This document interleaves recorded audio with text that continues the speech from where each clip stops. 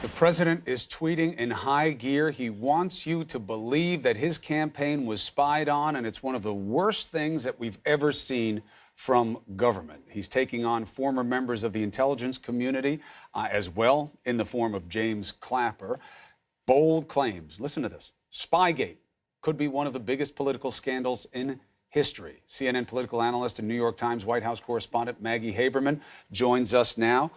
Now, as Allison and I always kind of have confused conversations about, he could just pick up the phone and know the truth of what was done and not done. Now, what he chooses to do with that information is up to him. Right. He is taking another path, and it is a path of distraction and of spreading negative possibilities. Mm-hmm. We know that they came out and said, the feds, there was no implant. Right. We know they see spy as a pejorative in general.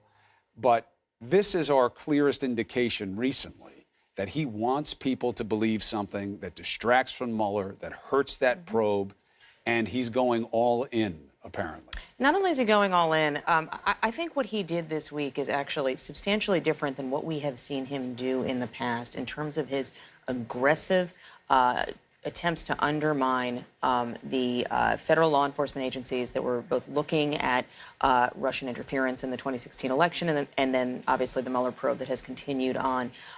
What he did in terms of trying to set the terms by which he could learn information that related to the investigation into his own campaign this week. We saw him consult with his personal lawyer, Rudy Giuliani, and then issue a directive to the Department of Justice based on that.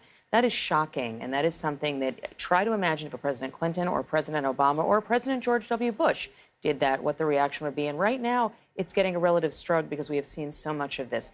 He is doing more than just sort of sending up a flare. This is the President of the United States telling people, don't believe what this federal government is doing. And that has very, very dangerous consequences. This is also called in other corners, what he's calling spying, good police work.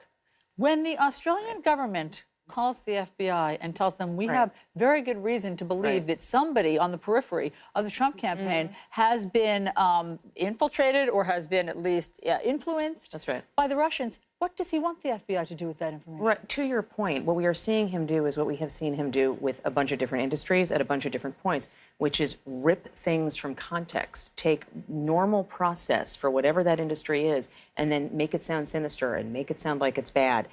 There is, as far as we know, nothing that was done wrong here. That does not mean that the FBI does everything perfect. That does not mean that people should not be questioning of authority. But what he is doing is say, throw everything out except for what I tell you because my voice is the only one you can believe. And that, again, is very dangerous.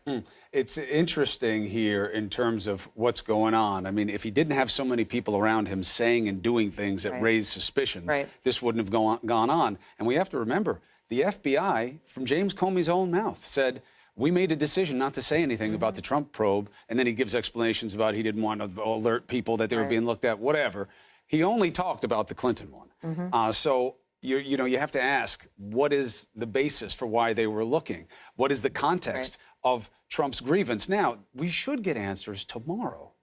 But for some reason, they've decided to poison that well by just having Nunes and Gowdy go. I don't know why they're doing that. We were just talking about it with Jim Jordan. Doesn't it make it like zero chance that whatever reckoning they come out of that meeting with will be unsatisfying? Sure, it makes it that only one group of partisans is likely to be happy with the results, and by default, another group that didn't get to see the information is going to be unhappy. They will understandably be unhappy, and it will allow Republicans and the president to say Democrats are just whining. They're assuming most people are just going to hear the complaint and not look at the actual underlying complaint and what it's about. Again, we are going toward, I think, a dangerous path. That is not to say that James Comey does not have legitimate questions that need to be asked of him about the stories he has told, about why he did what he did as the FBI director in terms of these investigations. That does not mean that the president's lawyers who have sought to make a real issue of Comey's credibility, that doesn't mean that they don't have some points to make. But again, everything becomes, therefore, anything that was ever done is tainted. That is their entire argument. And I think that's very problematic. And in fact, I find this one particularly strange because having interviewed so many diehard Trump supporters, they like evidence. They look for it. Sometimes they find the wrong evidence online, but they want something to hang their hat on.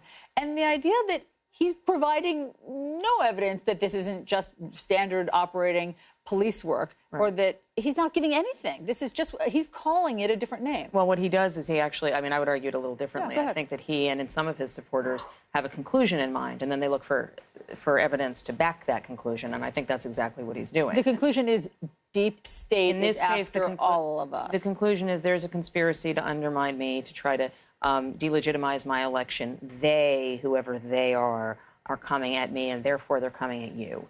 That is what he's saying.